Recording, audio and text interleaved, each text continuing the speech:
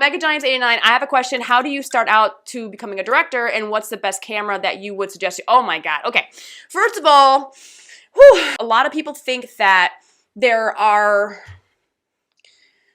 is a set ladder, there is a set way to becoming a director. And I will say that that is false. It is very, very false, okay? And the reason why I say that's false is because if you look at every director, Christopher Nolan, Tim Burton, James Cameron, Steven Spielberg, Quentin Tarantino, like all of these famous directors, Stanley Kubrick, all these directors, I wish I would have named a female director, and one is escaping me, and I feel really bad. So if you have a female director, put it in the chat. Put it in the chat. So if you look at all those directors and you look up their background and how they came up to be directors, they are all very, very different paths. So I want to just encourage you to take your own path, make your own way, because not one way is going to get you to be a director. And I know that's not what anyone wants to hear, right? So a lot of people have done it through becoming a script supervisor and then becoming a director, becoming a first AD and then become a director. And I do know that's a longer path, because like to become a first AD, that is my path. Like to be a big budget first assistant director, major movie, you're going to see my name in the credits, guys. Big budget movie, blockbuster movie, I'm going to be on in those credits. Okay, just letting you know. I've done a lot of things, but being a first AD on a big budget movie is my dream. And it's going to take a long time to get there. And maybe not. Who knows, right? It could be a couple years. You never know. Emerald Fennel, right? Okay, there you go. Thank you, Andrew. So I think that the line to, through being assistant director to director, it is a path to be a director, but it is a very, very long path. Okay? Other people come up, they're PAs, and then they become a director's assistant, which is, it's really funny when you're looking at assistant director and a director's assistant, two very different jobs. So a director's assistant is going to be the assistant of the director, is like they are with them all the time, and they might be scheduling their dinners, or they're looking at dailies with the director, and they're basically with the director all day long and like through the whole process of a movie or the show that they're working on. So they are doing, like, they're assisting the director personally. It's like their personal assistant, right? You can come up that way because you're going to be shadowing a director. And if you want to become a director, shadowing a director is a perfect way to do it, to find out, just to see what they do, right? To go through their day, go through the process from start to finish. And for me, I love shooting. So being a director in prep, I'm just like, no, thank you. I don't like prep. I don't like pre-production in general because I just want to be on set. I like the move, the action of it all.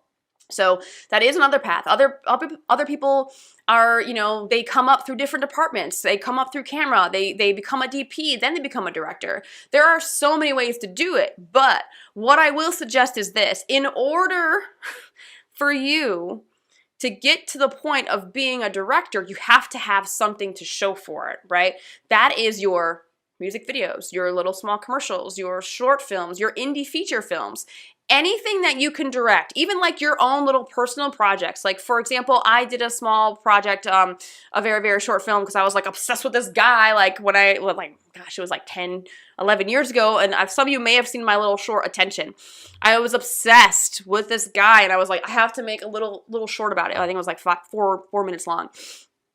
I was in it, I wrote it, I shot it, I did it, right? And that, technically, I directed my own little short film. Even though it was my own little project, I still decided, creatively wrote it, everything performance-wise, did different takes. I would like set it up, do it, watch it, change it based on what I thought direction-wise I needed to do. So like even your own little projects that you're doing by yourself, that counts as you like being a director. You need to start building your director muscles, basically. And the way you do that is going to do a lot of small things leading up to the big things. Here's a big mistake of people who want to be directors. They start writing these crazy, extravagant scripts, feature scripts.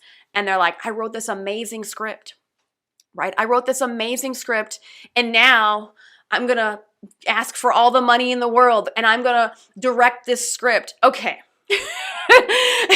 You are going to jump right into the fire And I don't want to say you're going to fail, but it is going to be extremely challenging to do that. And the reason why I say that is because if you've never directed and you're going to go that big first off, you're going to make so many mistakes.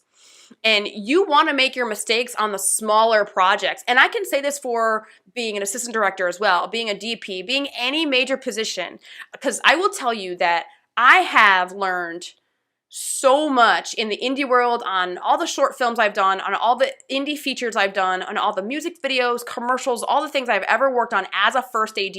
I've learned so much more than actually being in the union world as a PA, right? I feel like I'm more prepared to be an AD because I've stepped into the role as a first assistant director.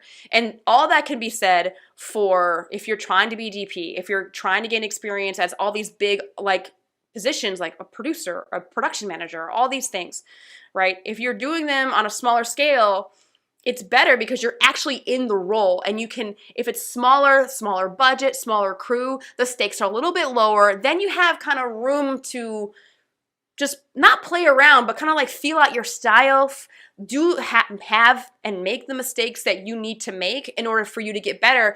And before you get to that feature script that you're like, I want to make this movie, I cannot wait to make it, this is my dream movie.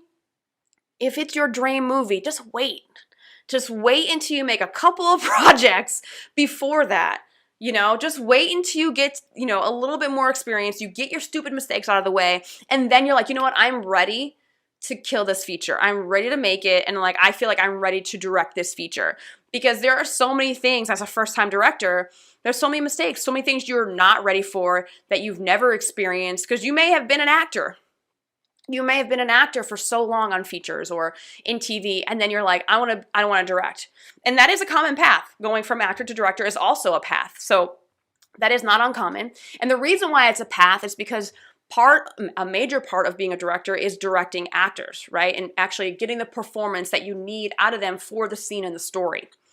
Actors are attuned to that, and they're like, you know what, I think I would direct this scene this way. So it's kind of like a natural path for actors to be directors. I hope that I answered that question for you, Mega Giants. That's a real big tangent. We talked a little about being a director, and I think that it's probably not the answer that you wanted, but you have to start small, direct anything you can, get your stupid mistakes out of the way, and then start working. Get your reel. Make your reel. Get a YouTube. Get a website. Like, okay, if you don't have a website and you're trying to be a professional in film, God help you, okay? You need to have a website. You need to have something that people can look at. You need clips, all that stuff.